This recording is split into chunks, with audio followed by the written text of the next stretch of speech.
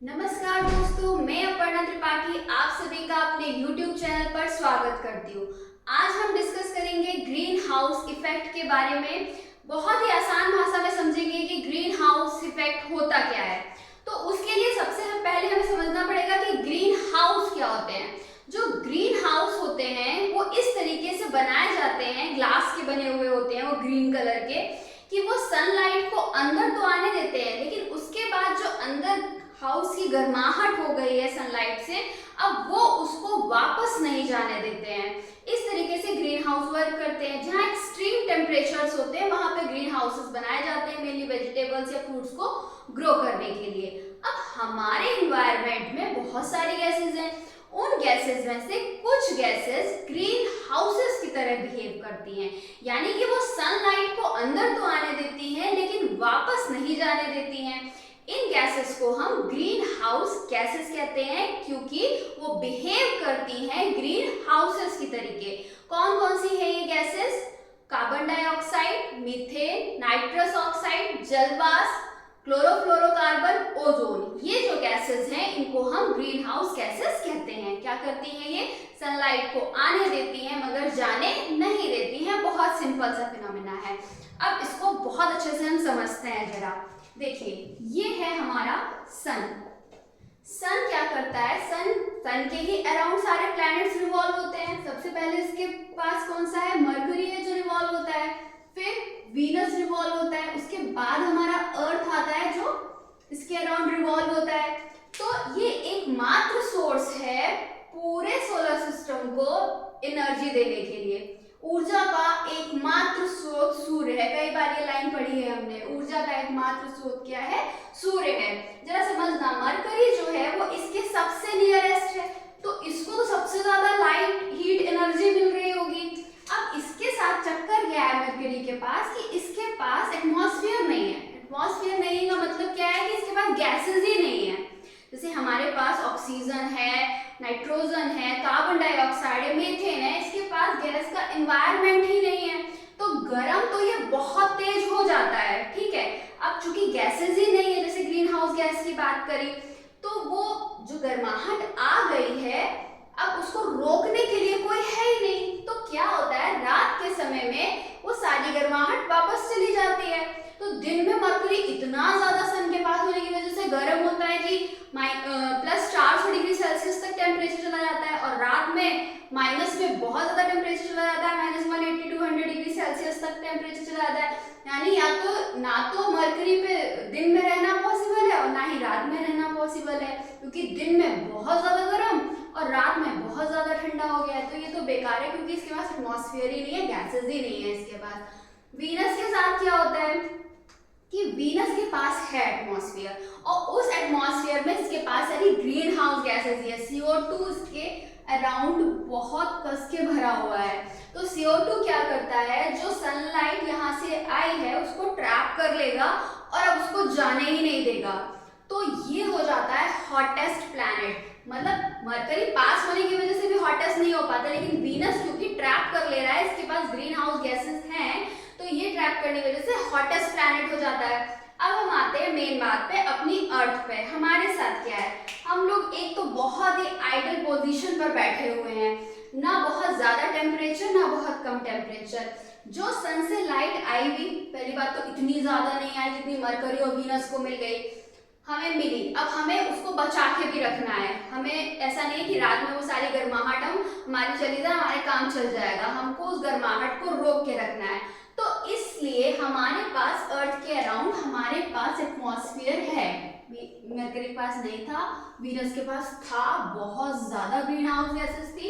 हमारे पास जो है वो लिमिट में हमको मिली हुई है, प्रकृति से वरदान स्वरूप जो ग्रीन हाउस गैसेस मिली हुई हैं। यानी कि ऐसा नहीं है कि ग्रीन हाउस गैसेस होनी ही नहीं चाहिए, होनी चाहिए कुछ मात्रा।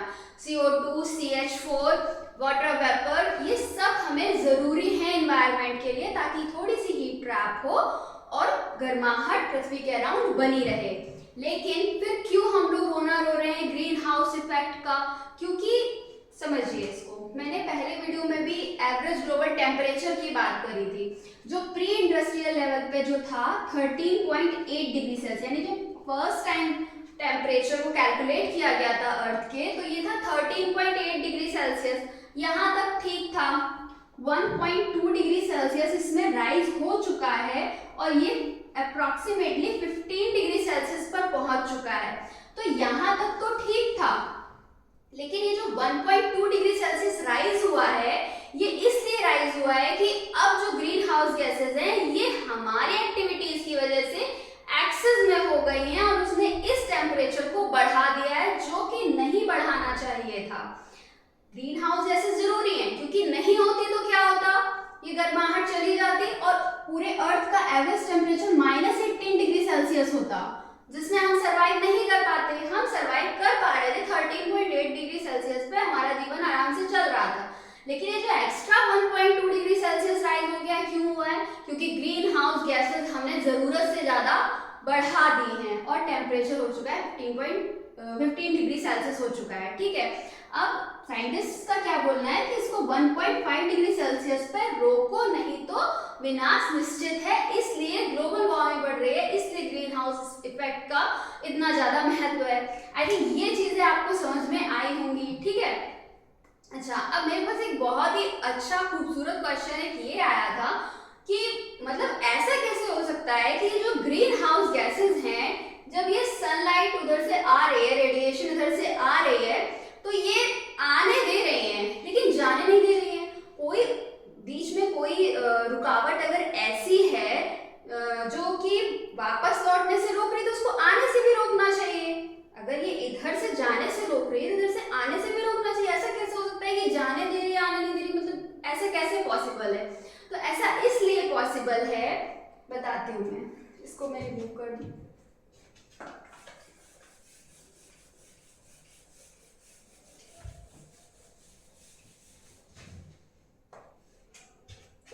Why XUV is more reliable? ऐसा इसलिए पॉसिबल है। अब ये क्या है? Why XUV is more reliable? तो Y फॉर है गामा रेज, X फॉर है एक्स रेज, U फॉर है अल्ट्रावायलेट रेज, V से है विजिबल लाइट, इज में I से है इंफ्रारेड रेज, मोर का M ले लीजिए माइक्रोवेव्स और रिलायबल का R ले लीजिए रेडियो वेव्स। तो ये 7 वेव्स होती हैं, gamma, X-ray, ultraviolet, visible, infrared, microwave and radio waves. ठीक है, तो अब इनसे क्या हम समझते हैं, हम लोगों ने बचपन में पढ़ा हुआ रहता है ना कि जो गामा रेज होती है इनकी एनर्जी बहुत ज्यादा होती है, एनर्जी हाई होती है, फ्रीक्वेंसी हाई होती है, और क्या क्या होता है, पेनिट्रेटिंग पावर बहुत ज्यादा होती है। इनका लो क्या होता है, वेवलेंथ लो होती है। अच्छा, अब इसका उल्टा हो जाएगा, यानी यहाँ पे जो सबसे लास्ट में है रेडियो वेव्स जो है, रेडियो वेव्स में सारी चीजें उल्टी हो जाएंगी। रेडियो वेव्स की ये एनर्जी ज्यादा, फ्रीक्वेंसी ज्यादा, पेनिट्रेशन पावर ज्यादा, वेवलेंथ कम। उल्टा हो जाएगा, रेडियो वेव्स में क्या होगी, वेवलेंथ सबसे ज्यादा, एनर्जी सबसे कम, फ्रीक्वेंसी सबसे कम, पेनिट्रेशन पावर सबसे कम। ठीक है, तो वो ऑब्जेक्ट जिनका टेम्परेचर बहुत ज्यादा होगा, एनर्जी बहुत ज्यादा होगी, एनर्जी बहुत ज्यादा एमिट करेंगे, है ना, एनर्जी ज्यादा एमिट करेंगे, वेवलेंथ क्या होगी, कम होगी। अच्छा, मुझे बताइए कि जो सन है और यहाँ पे अर्थ है, सन का temperature, surface temperature 5500 degree Celsius तक होता है। हमने अर्थ का एवरेज टेम्परेचर कितना बताया, 15 डिग्री सेल्सियस। 5515 कहाँ टेम्परेचर का कोई मैच है क्या? कोई मैच नहीं है। सन जो है हाई टेम्परेचर, हाई एनर्जी के साथ है, इसलिए इससे जो रेडिएशन निकलेगी वो लो वेवलेंथ वाली होगी। यानी कि जो विजिबल लाइट है, सन जो है ज्यादातर विजिबल लाइट को इमिट करता है। अल्ट्रावायलेट रेज भी निकलती हैं उससे, आपकी इंफ्रारेड भी थोड़ी बहुत निकलती है, लेकिन सबसे ज्यादा जो निकलती है वो विजिबल लाइट निकलती है। अल्ट्रावायलेट तो हम जानते हैं जो हमारी ओजोन लेयर है वो उसको एब्जॉर्ब कर लेती है। ठीक है, तो विजिबल लाइट सबसे ज्यादा निकलती है शॉर्ट वेवलेंथ। अब ये हम तक आ चुकी है, अर्थ ने जो विजिबल लाइट है वो ले ली है और ये ग्रीन हाउस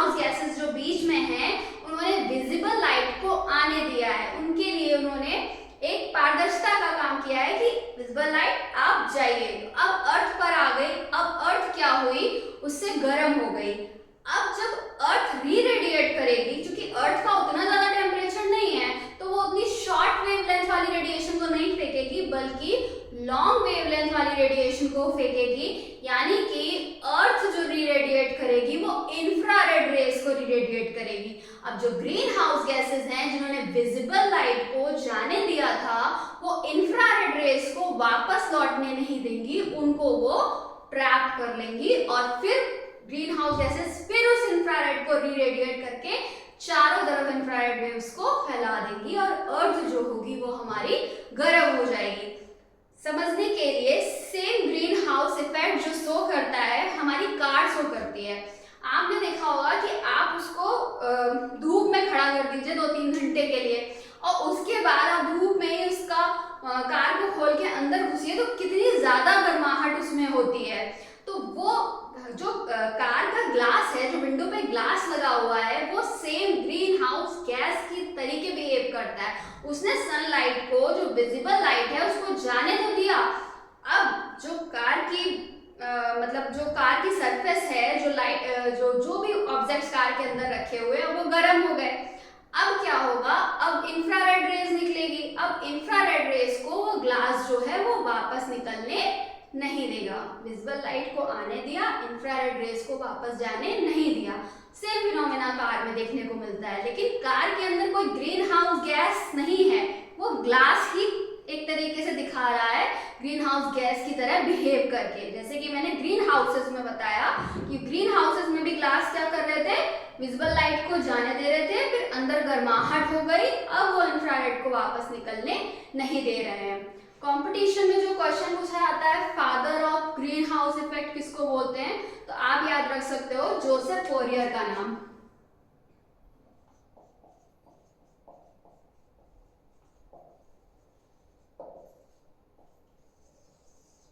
आई थिंक अब आपको ग्रीन हाउस इफेक्ट पूरी तरह से समझ में आ गया होगा।